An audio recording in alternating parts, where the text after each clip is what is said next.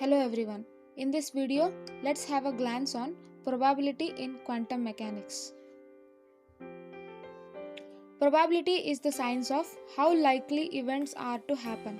Mathematically speaking, it is the ratio of number of desired outcomes to the total number of outcomes.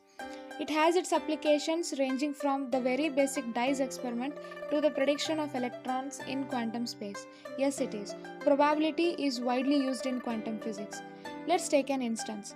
We have an atom and we are interested to know if electron is present in a particular orbit or not. And here we take help of probability to know the existence of electron in our case. That is probability that the electron is present in a particular orbit. Before going further, let's define probability density function. If we have a continuous random variable which on integrating gives the probability that the value of variable lies within the same interval, we call it as a probability density function. Let's extend this to electron domain.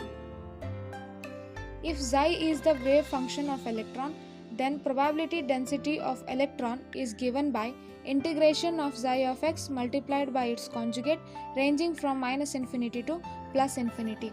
This results in probability density of electron. Let's analyze how. We know that every electron is associated with wave function, which is also called as probability function. It is actually called as probability amplitude, which we denoted as psi in our case. Now this wave function is complex in nature. If the question is why, because they are waves. Waves are generally represented by exponentials or sine or cosines, like e raised to I theta is equal to cos theta plus I sin theta. Since it is complex in nature, multiplication by conjugate is needed to get the real magnitude out of it. Result of multiplication is integrated to obtain the probability of an electron. That is what we have saw in the formula. Now this wave function is, as I said, the wave function is referred to as the probability amplitude.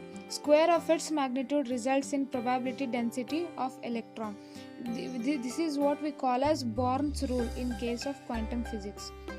To capture all this in a picture, here it is.